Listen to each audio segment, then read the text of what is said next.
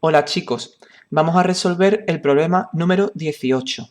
Dice lo siguiente: un paracaidista salta desde una altura de 3 kilómetros. Tras caer libremente durante 50 metros, abre su paracaídas y desde ese momento cae con velocidad constante. ¿Cuánto ha durado su caída libre? ¿Cuál es su velocidad cuando abre el paracaídas? Interpreta el signo. ¿Y cuánto tiempo tarda en llegar al suelo? Bien.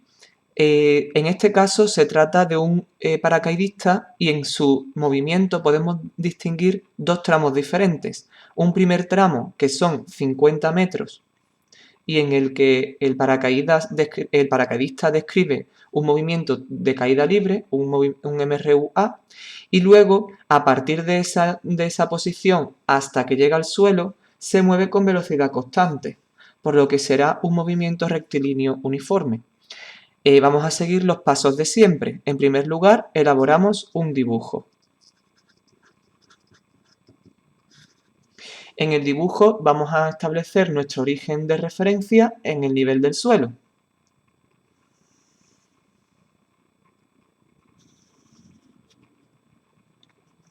Como es un movimiento que ocurre en vertical, vamos a utilizar para las posiciones la letra I, de tal manera que aquí estaría el origen de referencia, hacia arriba cantidades positivas y hacia abajo cantidades negativas. Fijaos, el paracaidista salta desde una altura de 3 kilómetros. Esa será la posición inicial del paracaidista, pero la vamos a expresar en unidades del sistema internacional. Es decir, la posición inicial son 3.000 metros. Y estamos en esta posición. Aquí es donde se encuentra el paracaidista inicialmente, cuando empieza a caer. Empieza a caer en caída libre, por tanto su velocidad inicial en ese momento es 0. Y en ese momento es cuando vamos a accionar el cronómetro, por tanto el tiempo inicial para esa caída libre es 0. Después cae una determinada distancia, en concreto 50 metros. Si toda esta distancia son 3.000 metros y hasta aquí ha recorrido 50 metros, en esta posición serán 2.950 metros, porque recordad que medimos desde el cero, desde el suelo. Aquí el paracaidista abre su paracaídas y en este punto va a tener una cierta velocidad que no conocemos.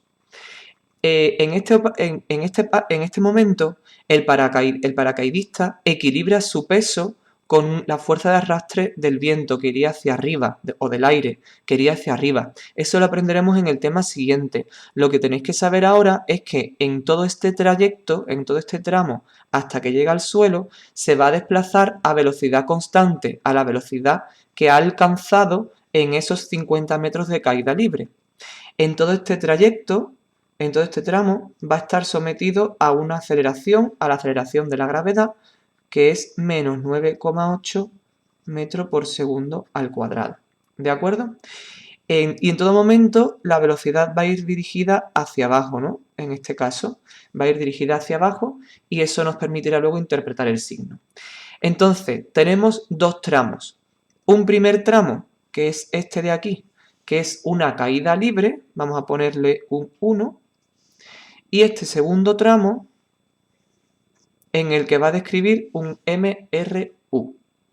¿De acuerdo? Bien, ya tendríamos hecho nuestro dibujo. Vamos a hacer ahora nuestra tablita con las ecuaciones y tipos de movimiento. Ecuaciones.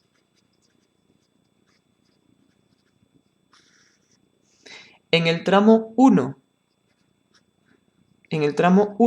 tenemos un MRUA. Una caída libre es un MRUA.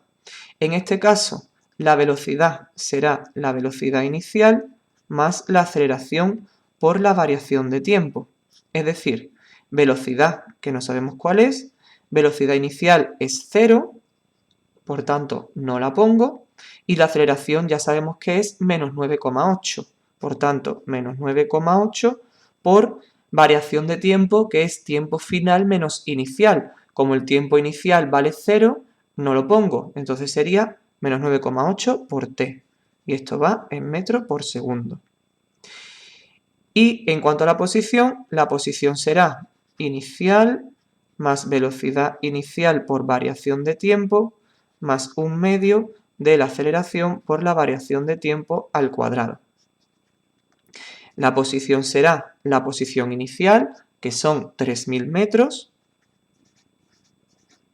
La velocidad inicial hemos dicho que es 0, por tanto este término se anula. Y la aceleración son menos 9,8.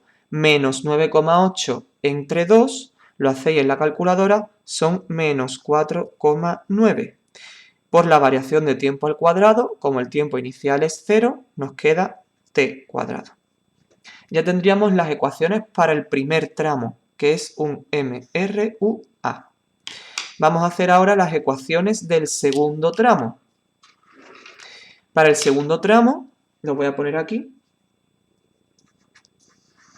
lo que tenemos es un MRU. Luego, la velocidad tendrá un valor constante, pero es que no conocemos ese valor. Ese valor de velocidad que va a llevar en todo el segundo tramo va a ser precisamente este valor que alcanza en la caída libre que dura 50 metros. Pero en principio no lo conocemos, por tanto es otra incógnita para el problema. Y la posición será la posición inicial más la velocidad por la variación de tiempo. La posición será la posición inicial de ese segundo tramo, es decir, 2.950 metros, más la velocidad que no conocemos por t menos t0.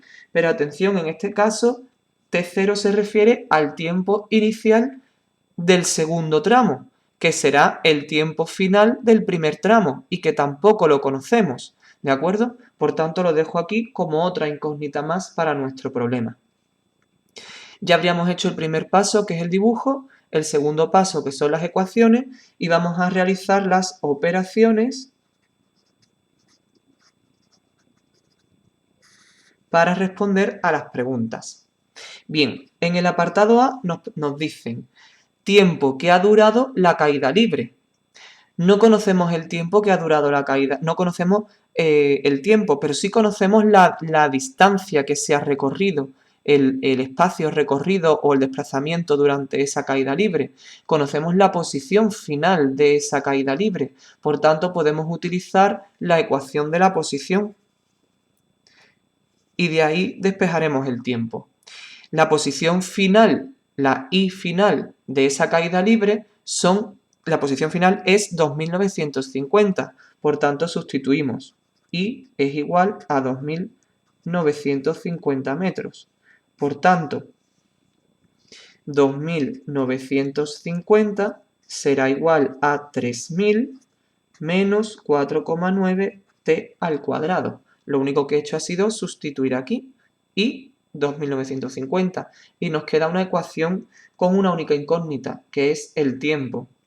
Si pasamos este término que está restando al lado contrario para que nos quede sumando y 2.950 que está sumando lo pasamos a este término restando, nos quedaría 4,9t cuadrado igual a 3.000 menos 2.950.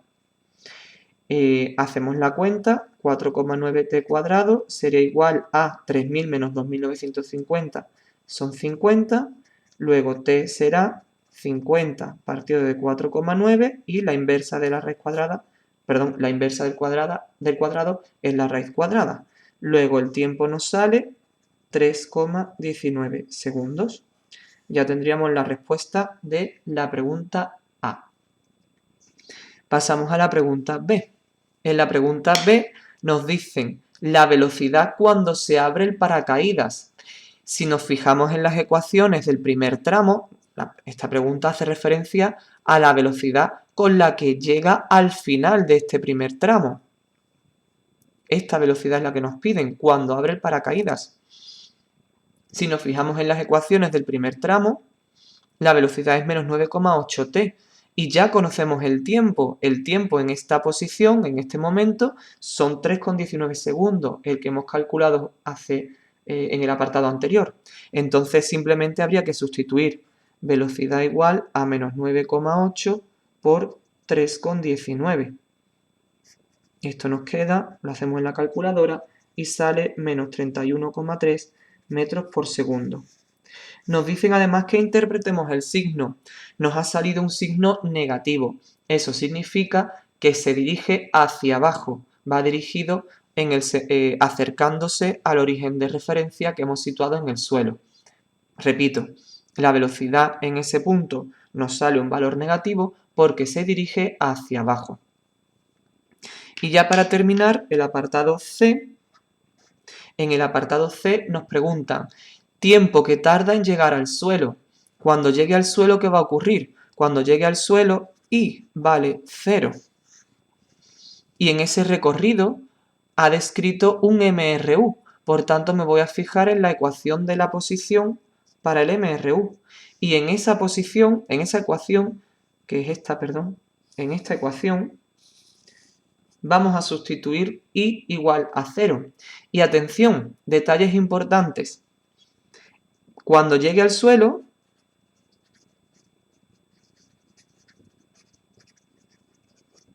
la posición va a ser 0. La velocidad, que la tenemos aquí, la velocidad ya la conocemos. La velocidad es precisamente la que hemos calculado en el apartado anterior. Es la velocidad constante con la que baja durante todo ese recorrido desde 2950 hasta 0 metros. Es el tramo en MRU, por tanto esa velocidad también la conocemos.